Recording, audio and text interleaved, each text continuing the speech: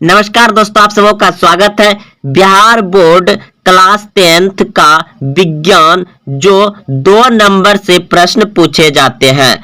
आप चाहे 6 माही, 3 माही, 9 माही या फाइनल परीक्षा देने जाएंगे तो वहां आपको बिल्कुल इसी तरह हूबहू प्रश्न मिलेंगे।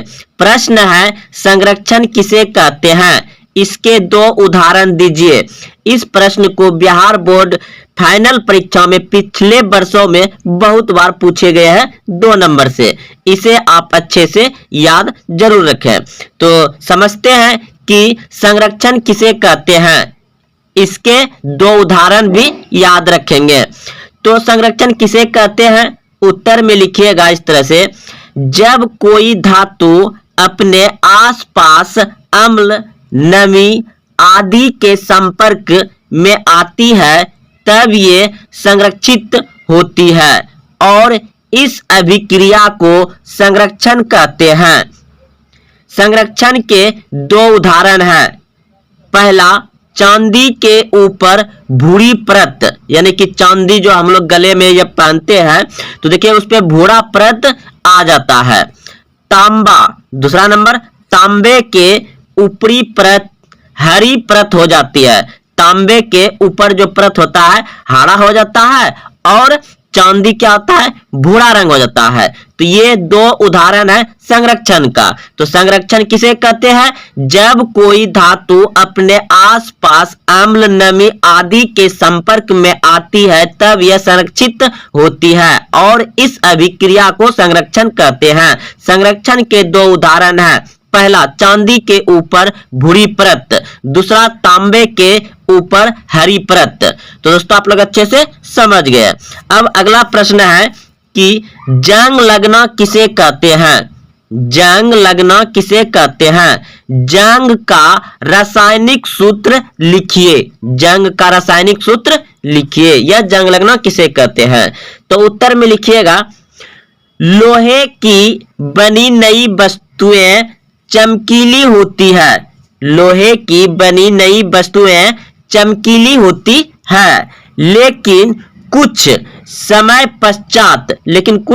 पश्चात उन पर लालिमा युक्त भूरे रंग की परत चढ़ जाती है। यानी कुछ समय के पश्चात उन पर लालिमा युक्त भूरे रंग की परत चढ़ जाती है। आमतौर पर इस प्रक्रिया को लोहे पर जंग लगना कहते हैं। आमतौर पर इस प्रक्रिया को लोहे पर जंग लगना कहते हैं।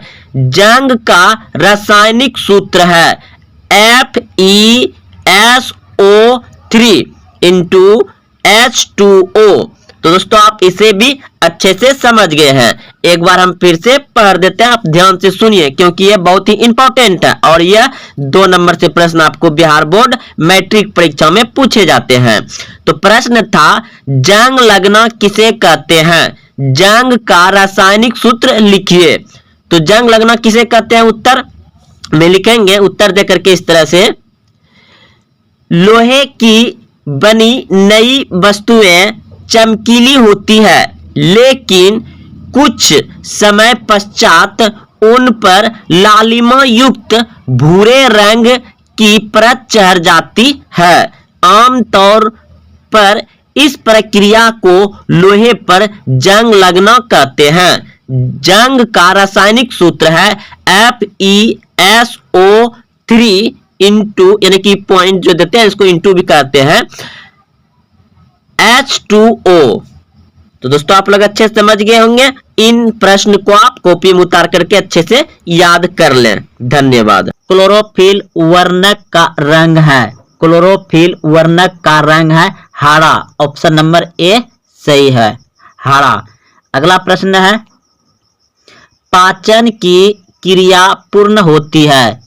पाचन की क्रिया पूर्ण होती है, यानी कि पाचन का पूरा काम निपटा लेता है कहाँ, तो छोटी आंत में। ऑप्शन नंबर सी सही है, छोटी आंत में पाचन की क्रिया पूर्ण होती है।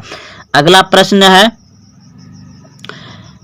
शरीर में भोजन का पचना किस प्रकार की अभिक्रिया है? शरीर में भोजन का पचना किस प्रकार की अभिक्रिया है?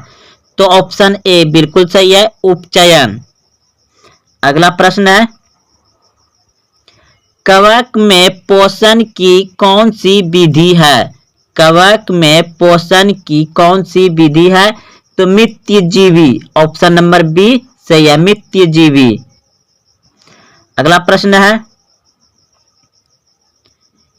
मनुष्य के मुख गुहा में कितने जोड़े लाल ग्रंथियां पाई जाती हैं?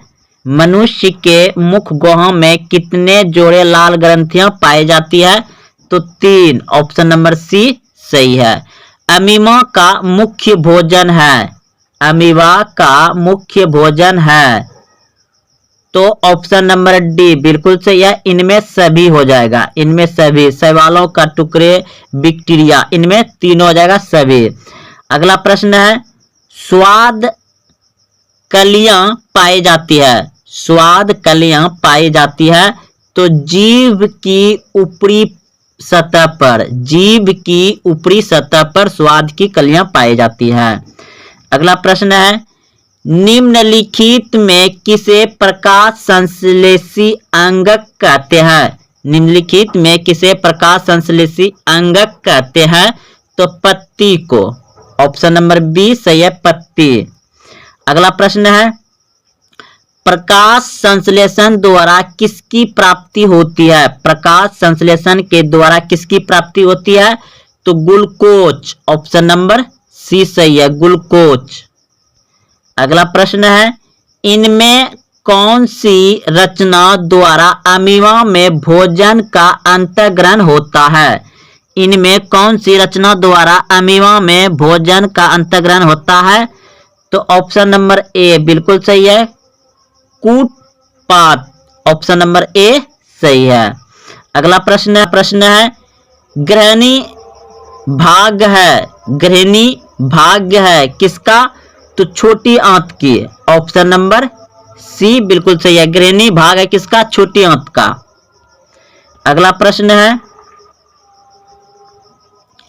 मनुष्य के शरीर की सबसे बड़ी ग्रंथि है। मनुष्य के शरीर की सबसे बड़ी ग्रंथि है अग्नाशय। ऑप्शन नंबर बी सही है, अग्नाशय। अगला प्रश्न है, निम्नलिखित में कौन सा पीएच मान भास्मिक विलयन को दर्शाता है? तो ऑप्शन नंबर डी बिल्कुल सही है, 9 हो जाएगा। अगला प्रश्न है, तांबा और जिंक के मिश्र धातु को क्या कहते हैं? तांबा और जिंक के मिश्र धातु को क्या कहते हैं? तो पीतल कहते हैं। ऑप्शन नंबर ए सही है। एल्युमिनियम धातु का अयस्क निम्न में कौन सा है? एल्युमिनियम धातु का अयस्क निम्न में से कौन सा है?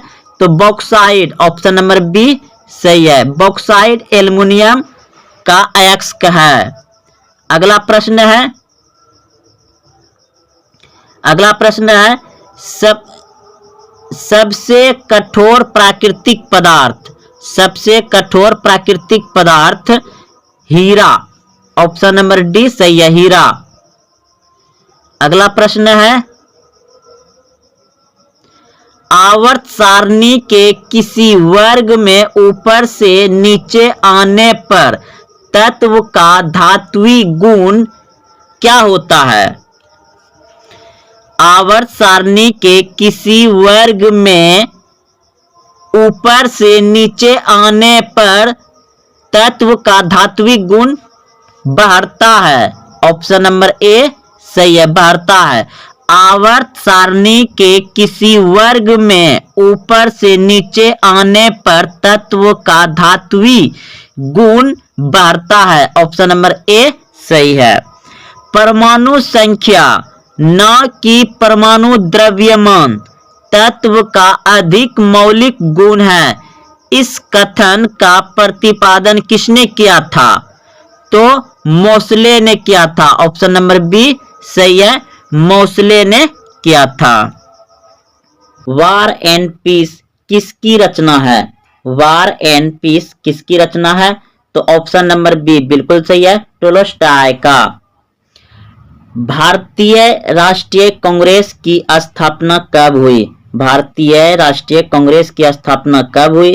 तो 1885 में, ऑप्शन नंबर बी सही है। बंगाल विभाजन किसने किया था? बंगाल का विभाजन किसने किया था? बंगाल का विभाजन किया था आपका ऑप्शन नंबर बी हो जाएगा कर्जन ने। किसने किया था? लॉर्ड कर्जन ने। कब किया था? 1905 में। अगला प्रश्न है, राष्ट्रीय स्वयं सेवक संघ की स्थापना कब और किसने की? राष्ट्रीय स्वयं सेवक संघ की स्थापना किसने और कब की? तो इस प्रश्न का उत्तर हो जाएगा आपका ऑप्शन नंबर बी बिल्कुल सही है, के बी हेडगावर। कब किया था? 1925 में। के बी हेडगावर ने किया था 1925 में। ऑप्शन नंबर बी सही है। राष्ट्रीय स्वयं सेवक संघ की स्थापना कब और किसने किया था? तो के बी हेडगावर 1925 में। अगला प्रश्न देखिए, 5 नंबर प्रश्न है, लखनऊ समझौता किस वर्ष हुआ?